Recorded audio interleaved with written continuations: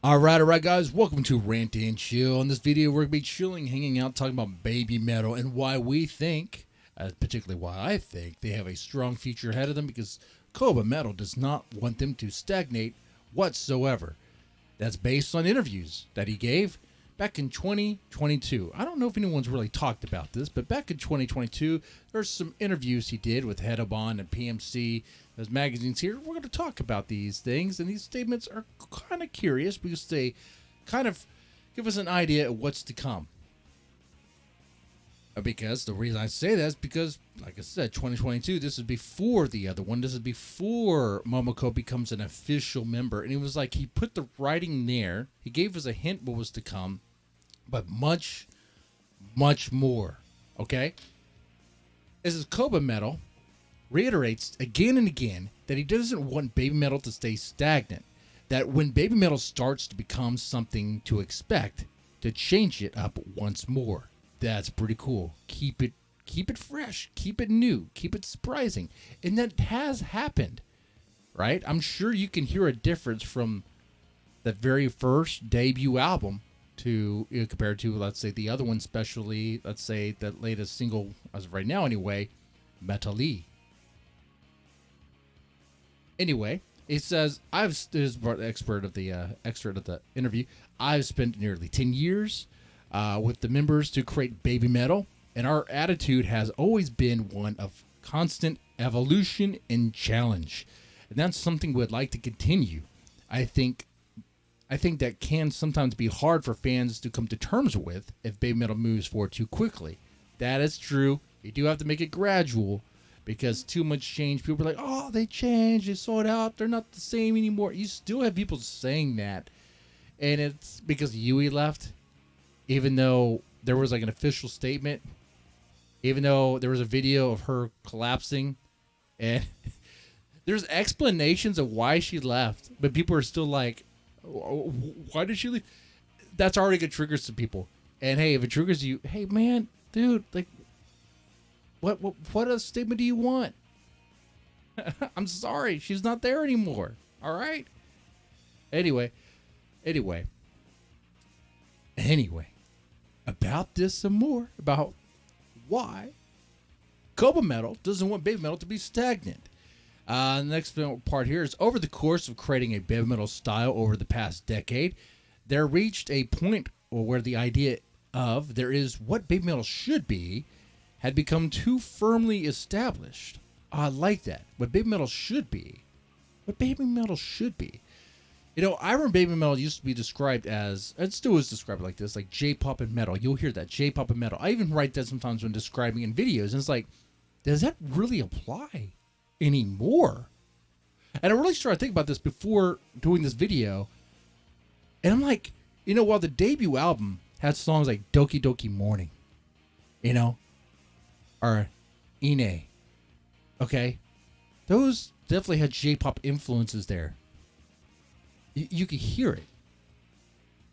But then, as we get further and further, especially now into, well, let's say Metal Resistance, you're hearing less of it. There's some of it here and there, but the J-pop infusion was almost like it wasn't as kawaii. The only kawaii part was like the sound of their voice, because it's very, very youthful. Okay, sure. But like, you didn't really have that Doki Doki Morning there. And then you go to Metal Galaxy. Okay, you do get some songs that are kind of more on the lighter, fluffy, cutesy side. Like, I would say like Elevator Girl. I know the lyrics are about them riding an elevator down to hell. It may not be so cute, but the way it sounds with that jazz fusion and all that stuff, come on, man. Come on. It does sound very fluffy and cute. And it's intended to be, I think. Then you have songs like Da Da Dance, which very fun beat there.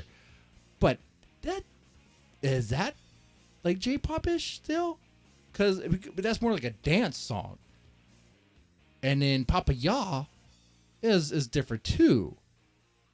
And then you go to the other one, and honestly, the other one at that point, it's almost like, well, the J-pop element, I'm hearing less and less of it. It's now actually sounding more like metal, or yeah, it's definitely metal. Maybe a track is like, maybe like, let's say The Legend is softer. Okay, all right. But what I'm saying is, you can look on the albums on the, and see a change, and it's kind of like, I think obviously that's intentional, right? It's like they didn't want to just focus on one particular sound, and they just want to kind of experiment and kind of change as they go. All right, that's cool. I like that mentality. I like that. You don't want to stay what people expect. You don't want to stay in that corner. You don't want to stay boxed in. I like that. Let's see. It says, our original goal was to challenge something that had never been done before. That's true. That was a big thing. Baby metal was a big experimental thing. It didn't have a lot of backing. It had a shoestring budget.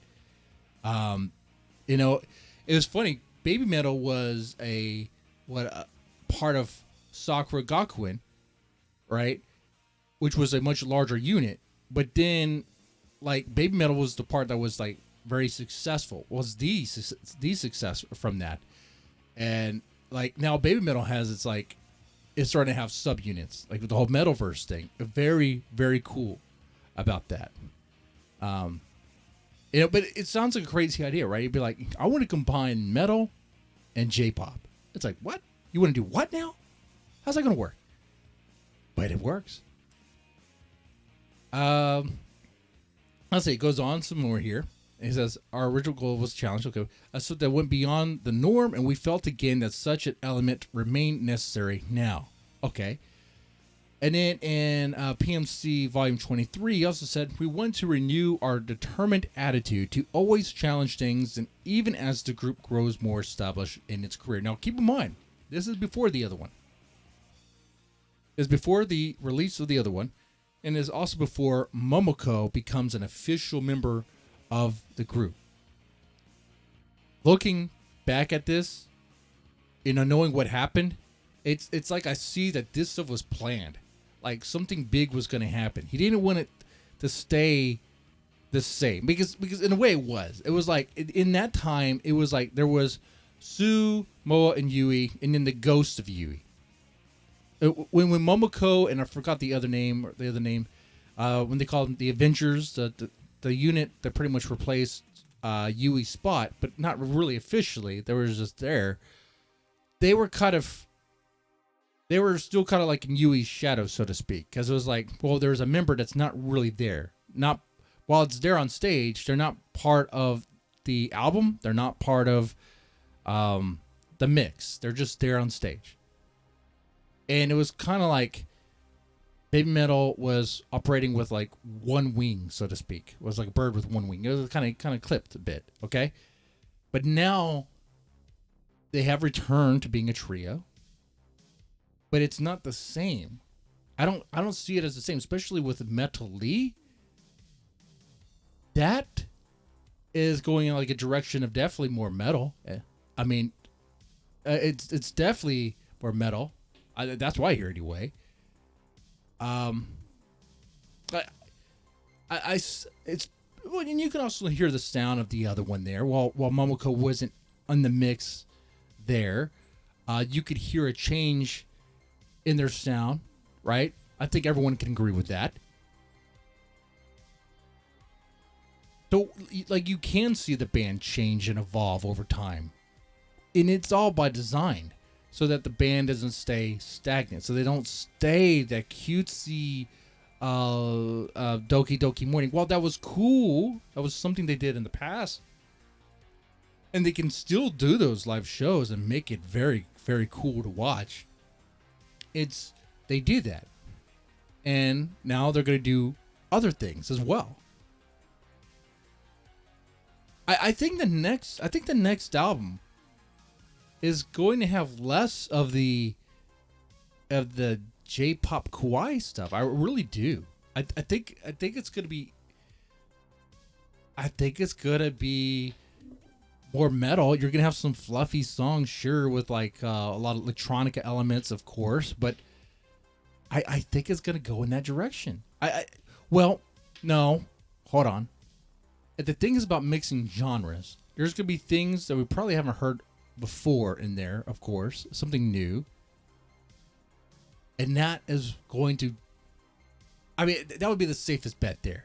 Like, we're definitely going to hear some new mixes, new blends there that we haven't heard before. I'm hyped for this. I think looking at this, reading this interview, reading these excerpts, it really gives me confidence in their direction. So I'm really looking forward to the next coming album. I'm also looking forward to what they do in the upcoming shows, because they have a lot of shows planned. A legend for Momoko, and then a legend 43. Who's that legend for?